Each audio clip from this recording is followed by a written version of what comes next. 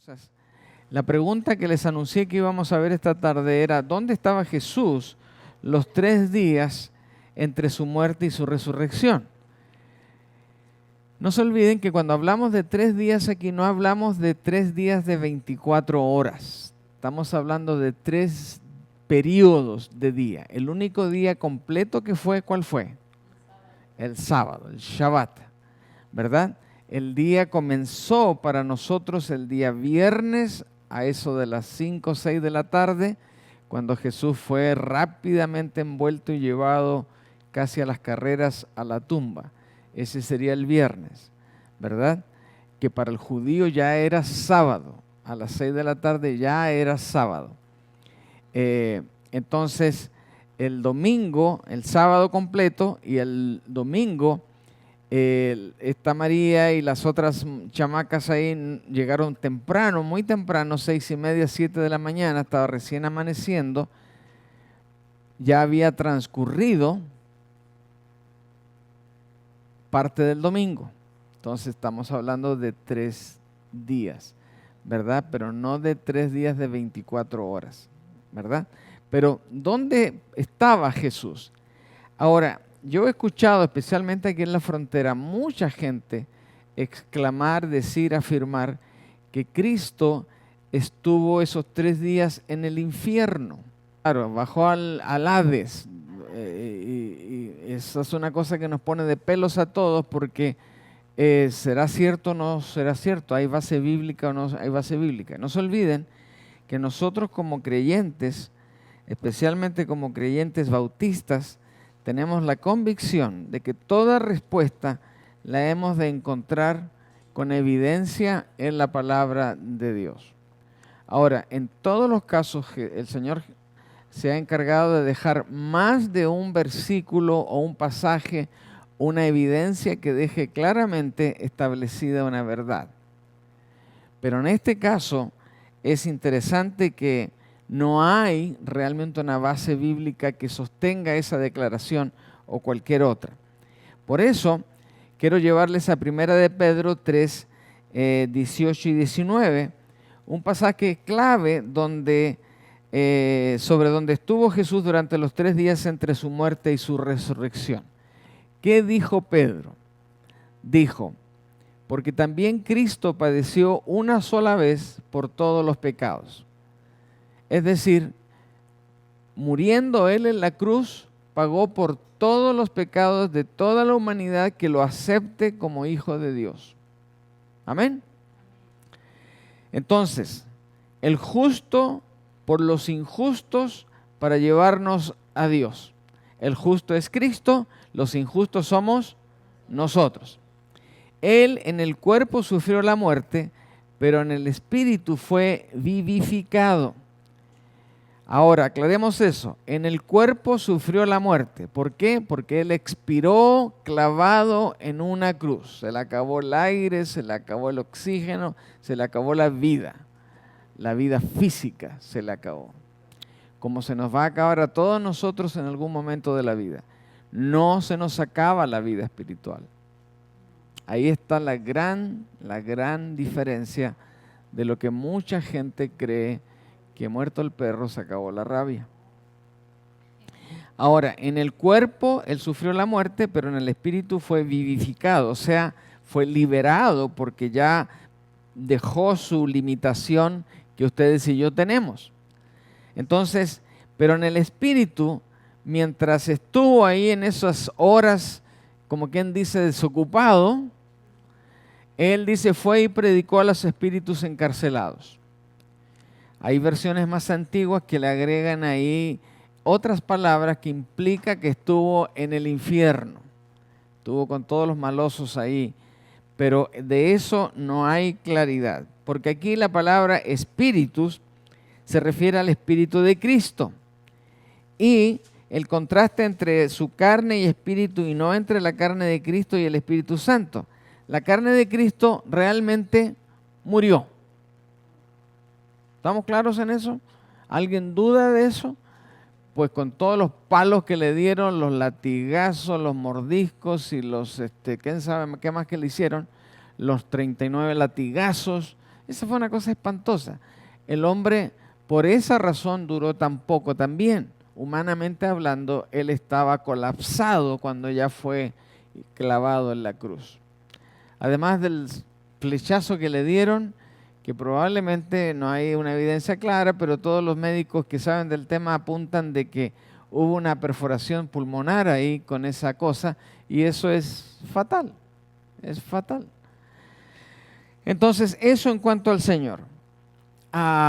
El cuerpo de Jesús estaba en el sepulcro, por supuesto, por eso fue sepultado. Lo recogieron, lo medio limpiaron. Ahora, ¿por qué lo medio limpiaron? Esa es la respuesta. Lo dejaron como, ay Señor, irreconocible. Si solo imagínense esos famosos latigazos que se iba desprendiendo la piel con cada golpe que le daban. Ahora, cuando le pegaban no era solamente en la espalda, la correa chicoteaba para acá, las piernas, aún si el tipo estaba tan como un energúmeno tirándole cosas, capaz que le dio en la cara también, decía una cosa tremenda. Entonces todo eso provocó que su cuerpo era prácticamente irreconocible. Entonces lo lavaron, lo limpiaron, no pulcramente porque no había tiempo. Entonces, pero lo hicieron y José de Arimateo y Nicodemo lo llevaron ahí a cuestas como pudieron y lo metieron dentro de la gruta, de la tumba, del lugarcito ese.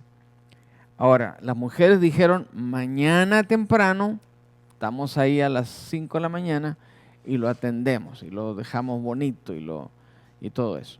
E iban preparadas, pero resulta que no lo encontraron. Así que el cuerpo estaba en el sepulcro, por supuesto, pero su espíritu, habiendo partido en el momento de su muerte, estuvo en otro lugar durante esos 3 días. Dice Mateo en este caso, pero Jesús, después de clamar nuevamente a gran voz, dice, entregó el espíritu, o sea, murió.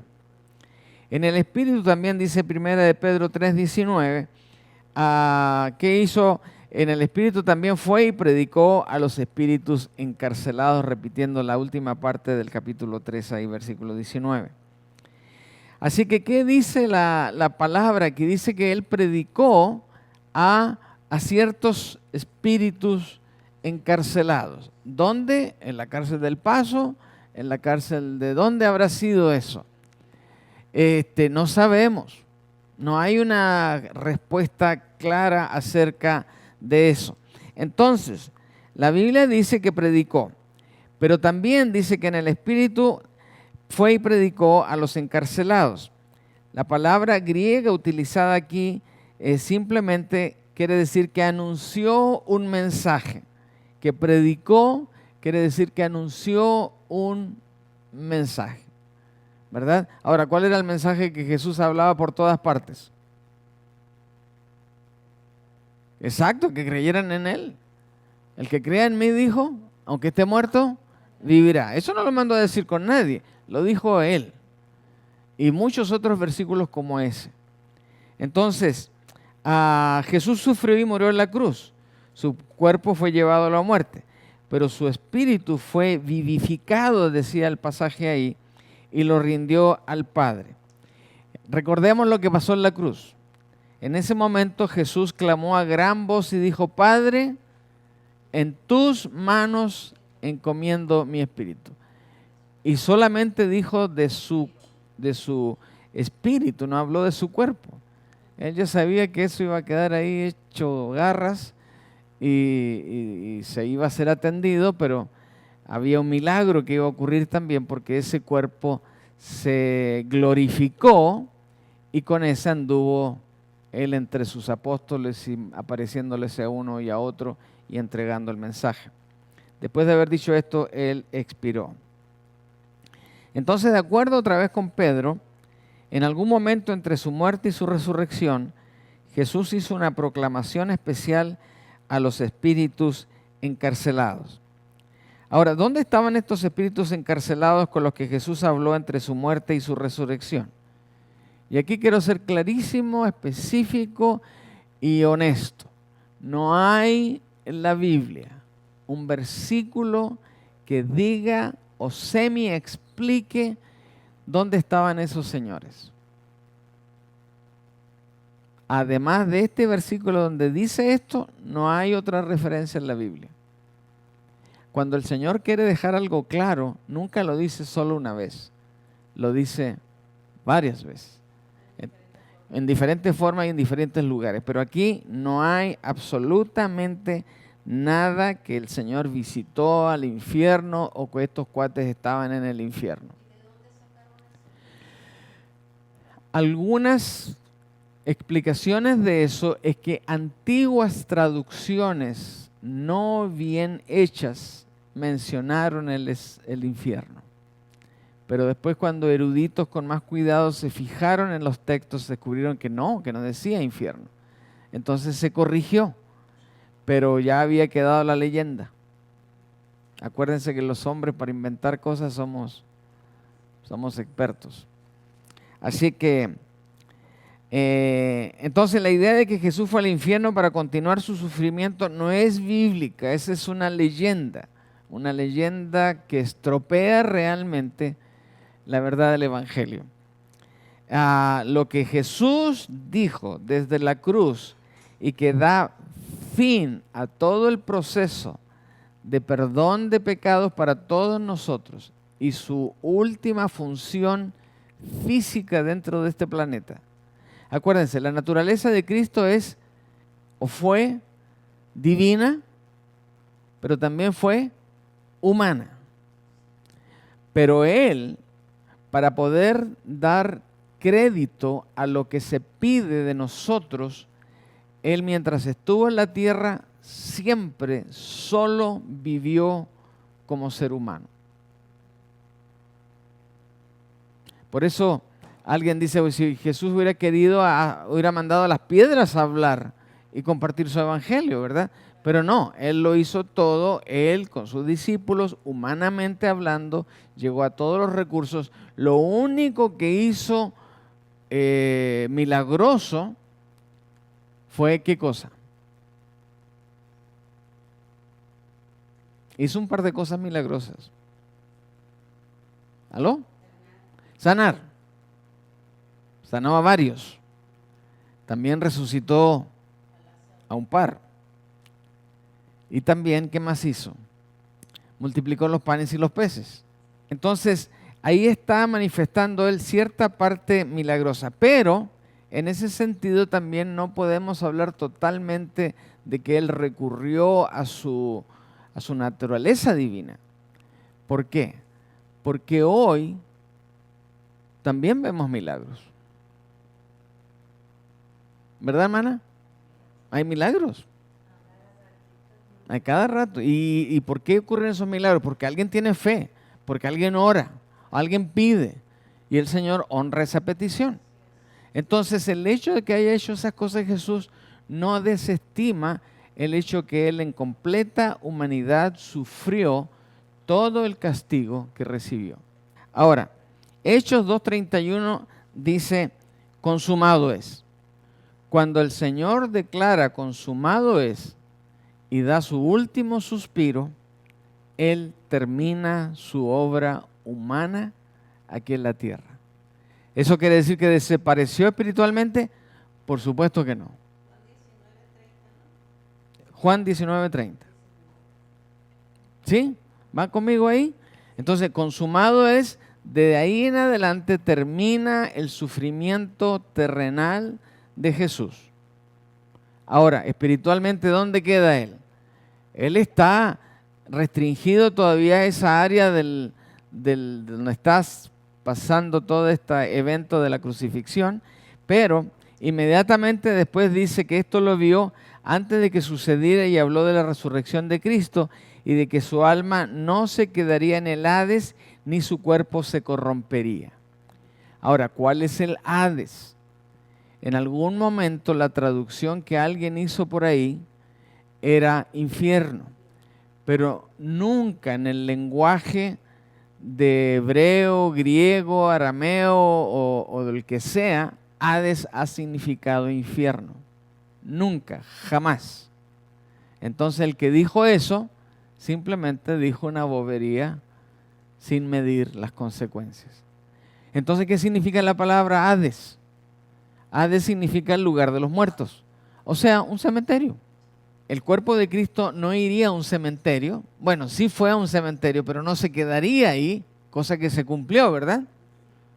Porque ese cuerpo se glorificó, cosa que ustedes y yo también vamos a recibir un cuerpo glorificado en su momento, pero en el caso de Jesús fue rápido. O como decimos aquí en la frontera, de volada, rápido. Entonces, ese cuerpo tampoco se corrompió. Es decir, ni siquiera tomó horas, las primeras horas, como para que empezara a descomponerse. Simplemente Él fue glorificado inmediatamente. Y yo creo, y esta es una opinión muy personal, el tiempo para Él desde ese momento toma una dimensión distinta. Porque yo digo, pues si le pasó eso a las 10 de la mañana del día sábado y a las 11 ya él era un espíritu, entonces a las 12 ya se salió de ahí y se fue a pasear.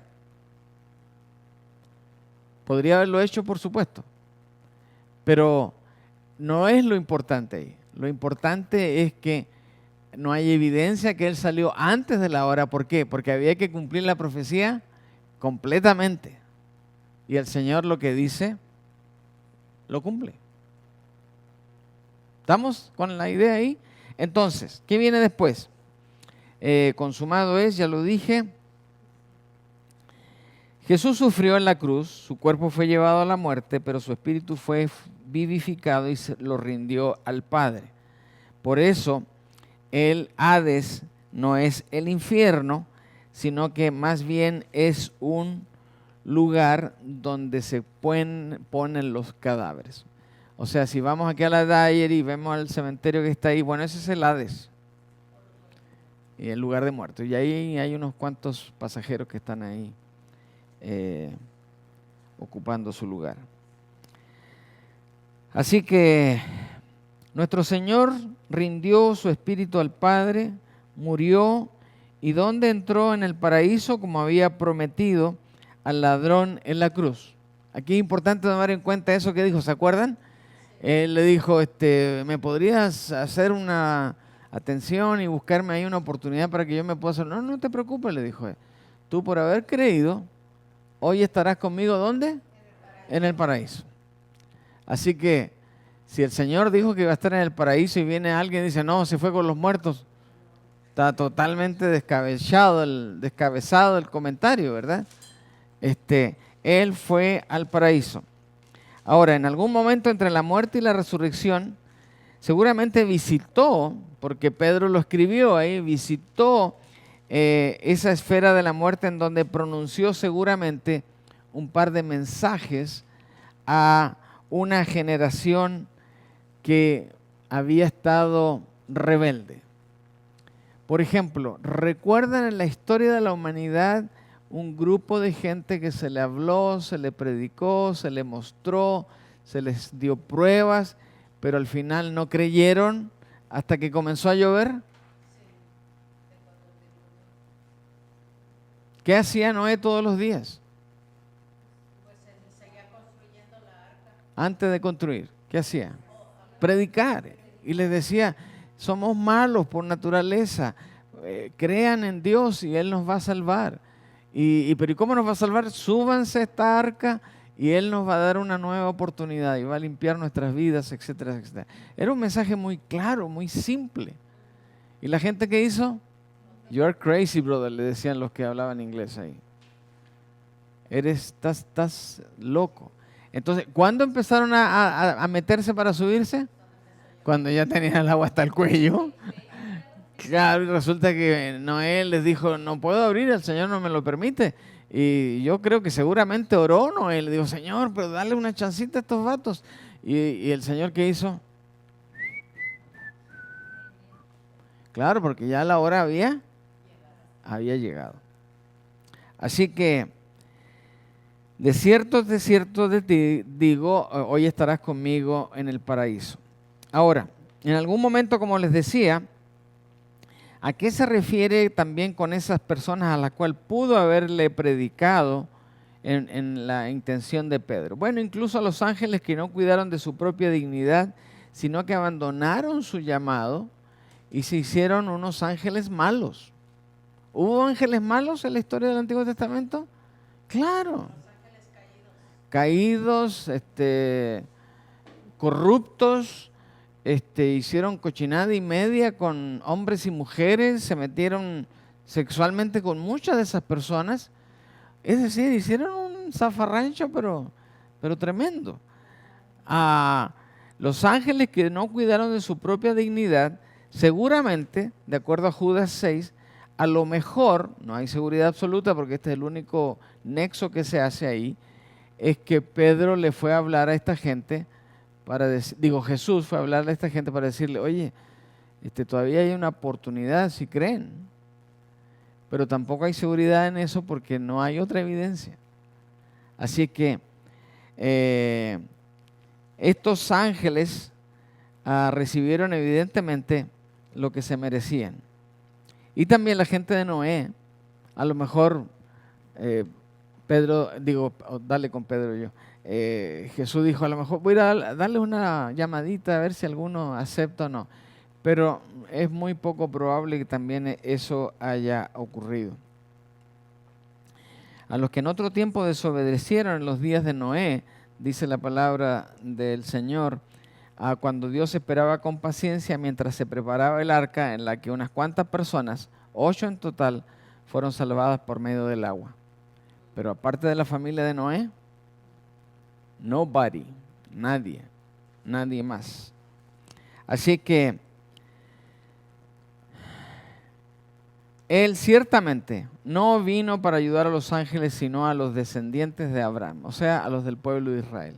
Y el pueblo de Israel tuvo oportunidades, muchas, pero al final también se le cerró.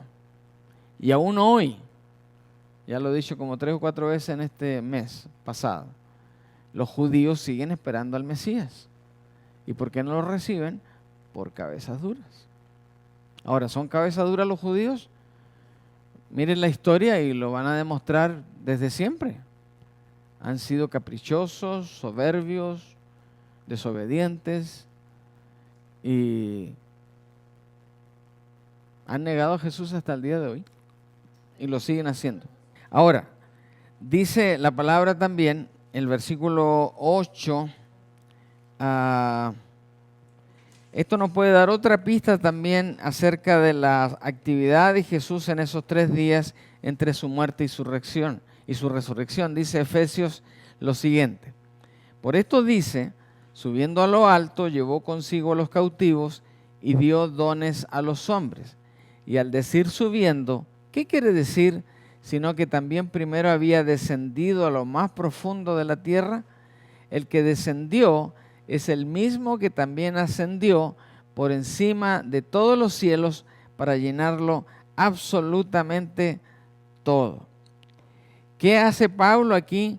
Está haciendo una paráfrasis, está haciendo el uso de un salmo para decir esto que estamos leyendo aquí. Citando ese salmo, Pablo dice, subiendo a lo alto, llevó consigo a los cautivos y dio dones a los hombres. Ahora, la Nueva Traducción Viviente, que es una traducción que yo estoy usando bastante con ustedes, aunque a lo mejor no todo el mundo lo ha captado, pero es una traducción muy buena, muy dinámica y que nos ayuda a entender ciertas cosas. Dice que Cristo, cuando ascendió a las alturas, se llevó a una multitud de cautivos y dio dones a su pueblo. Esto podría referirse a un evento no descrito en otra parte de la Escritura, a saber, el hecho de que Cristo fue al paraíso y llevó al cielo a todos aquellos que habían creído en el previo a su muerte. Esto es, después de asegurar su salvación en la cruz, Jesús trajo a Abraham, trajo a David, trajo a Josué, trajo a Daniel, trajo al mendigo Lázaro, el ladrón en la cruz, y a todos los demás que habían sido justificados previamente por la fe, y los condujo del Hades a su nuevo hogar espiritual. O sea, esas personas que ya estaban muertas físicamente en el Hades, o sea, en sus lugares de sepulcro. ¿Pero sus espíritus estaban muertos también? No, no, eso no muere nunca, hermanos. Nunca, ni para el bueno, ni tampoco para el malo. Por eso se dice que cuando el individuo que cree en Cristo tendrá su espíritu viviendo por la eternidad en su presencia. ¿Y el malo? En el infierno. Exactamente, en el infierno. Y es lo que la Biblia claramente enseña en todo el Nuevo Testamento. Y hago énfasis en esto porque alguna vez alguien me dijo, no, pero si el Señor es tan bueno que no puede tener un infierno así tan feo para los pecadores. Y yo le dije, pues, ¿te parece que leamos Apocalipsis juntos? Vamos a entender ahí varias cosas. Y hubo que hacerlo porque no creía. Dice, no puede ser. ¿Cómo que no puede ser? Dios es un Dios justo. Por lo tanto, al que merece algo se lo da. Y al que no lo merece, pues no se lo da. Así que subiendo a lo alto, llevó consigo a los cautivos y dio dones a los hombres. Esto podría también referirse a un evento no descrito en otra parte de la Escritura, donde Cristo fue realmente al paraíso y llevó al cielo a todos aquellos que habían creído en el previo de su muerte. El Evangelio de Jesús, ¿desde qué punto de la Biblia? Esta es una pregunta malosa, pero bíblica y teológicamente correcta. ¿Desde qué parte de la Biblia Jesús es anunciado como el Salvador? Ok, tiene razón ella. Desde el Génesis, Cristo está anunciado como el Salvador. Los Salmos está plagado de señales acerca del Salvador. Isaías está lleno de profecía del Salvador. Todos los libros del Antiguo Testamento, todos están anunciando a un Salvador. Todos. Entonces, el Evangelio está presente desde la fundación del mundo. Si ustedes van cuidadosamente y leen Génesis 1, versículos 1, 2, 3 y 4, se van a dar cuenta de la presencia del Padre, del Hijo y del Espíritu Santo. No con esos nombres exactos, pero dice que Dios se movía sobre las aguas. ¿Quién era ese? El Espíritu Santo. Y el Señor Jesús ahí estaba ya presente. Por eso Juan 1.1 dice que en el principio era el verbo era con Dios y el verbo era Dios. Otra evidencia de que el Génesis 1 es la verdad. No hay contradicciones en la Biblia. Entonces, todo eso nos da una seguridad acerca de que el Señor estaba perfectamente haciendo lo correcto. Todo eso para decir que la Biblia no es enteramente clara tampoco con lo que Jesús hizo en estos 3 días. Tampoco podemos decir, no, aquí está claramente todo. No, estamos jugando con ciertas evidencias bíblicas e interpretándolas de tal manera que no estropeen el texto bíblico, porque acuérdense, nunca una verdad bíblica solo aparece una vez en la Escritura. Siempre aparece 2, 3, 4, en distintos lugares por diferentes autores. ¿Y eso para qué? Para que no se piense que el Señor caprichosamente hizo algo y lo dijo solo una vez. No, el Señor ya nos conocía y dijo, a esto tengo que dejarles evidencia suficiente para que me crean. Con todo esto, por lo menos, tenemos que afirmar lo siguiente. Y esto es un autor que encontré, no debía haber puesto como referencia su nombre, pero miren lo lindo que dice él acerca de todo esto. Jesús descendió a este mundo cuando tomó nuestra naturaleza. Jesús ascendió de este mundo cuando salió de él para volver ¿a dónde? A su gloria. O sea, descendió siendo un ser humano como ustedes y yo. Por eso él descendió al Hades, porque allí van todos los seres humanos que mueren. Van al Hades en forma de cuerpo completo, hermana, o cremados o todo lo demás. Pero en el caso de Jesús, la ascensión de este mundo sale para volver a la gloria. Y eso también va a suceder con nosotros. El gran pensamiento de Pablo aquí es que Cristo que ascendió y el Cristo que descendió son la misma persona. ¿Estamos de acuerdo en eso? Eso es maravilloso. Es la misma persona. ¿Qué quiere decir eso? Quiere decir que el Cristo de la gloria es el mismo Jesús que anduvo aquí en la tierra y que le dolieron los pies y que tuvo hambre y que tuvo que tomar agüita como cualquier ser humano. Y Él, hasta el día de hoy, sigue buscando al pecador. ¿O no? Amén. Sigue buscando al pecador, sigue sanando a los dolientes, sigue consolando a los afligidos, sigue siendo el amigo de los marginados. El Cristo ascendido sigue siendo el amante de las almas. ¿De dónde hace todo eso ahora Cristo? Lo hace al lado del Padre, a la diestra del Padre, intercediendo por cada uno de nosotros. ¿No es maravilloso nuestro Señor? Porque al final de cuentas, Él sigue dándonos oportunidad. Por eso, los que ya hemos recibido a Él como Salvador personal, pues tenemos que hacer, aunque sea un pequeño esfuerzo, de que otros también lo reciban. Ahora, pero si no lo reciben sabiendo, sorry. Es la tristeza de la vida porque a veces tenemos familia, amigos, gente que queremos y apreciamos mucho, pero son más duros que una roca. Y yo no tengo ese poder para ablandar esa roca. El único que la tiene, ¿quién es? Es el Señor. Y a pesar de ese poder que puede redarguir y convencer de pecado, hay gente que dice, bueno, mañana te digo si sí o si no. Y pueden pasar 40 años y el tipo todavía está pensando, ¿le digo que sí o que no? Hasta que le llega la hora, pues sí, ya perdió, perdió. Así que el Cristo ascendido sigue siendo el amante de las almas. Así que ese Cristo que estuvo 3 días o 2 días y 3/4, lo que haya estado ahí, Él aprovechó espiritualmente de seguir buscando la oportunidad de ganar a alguien para el Señor. Maravilloso, maravilloso.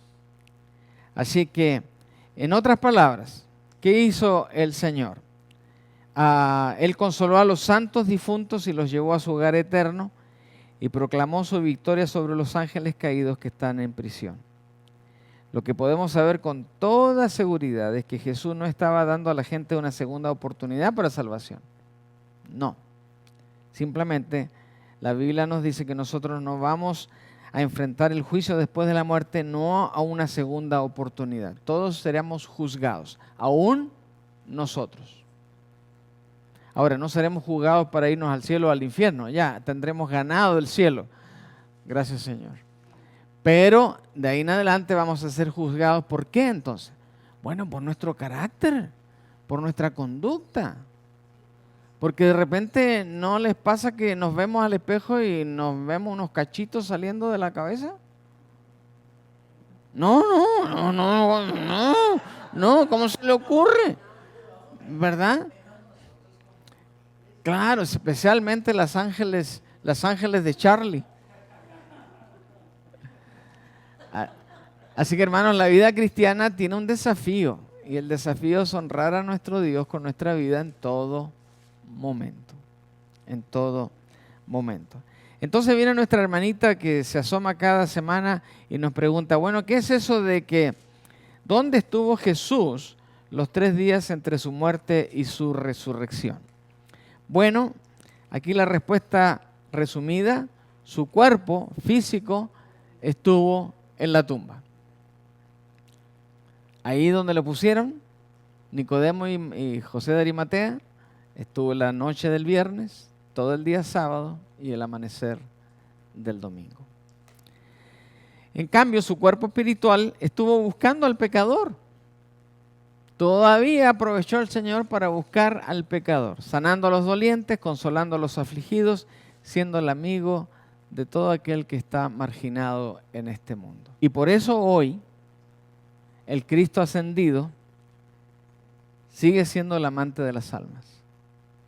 Porque si no, no estaría claramente establecido en la Escritura que el Señor está a la diestra del Padre, no está mirando la tele ni está esperando el Mundial de Fútbol, no, está intercediendo, trabajando por cada uno de nosotros.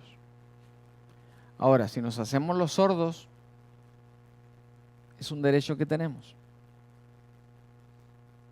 y que el Señor respeta. Pero si lo escuchamos y nos unimos a su llamado, tenemos un regalo que se llama la vida eterna.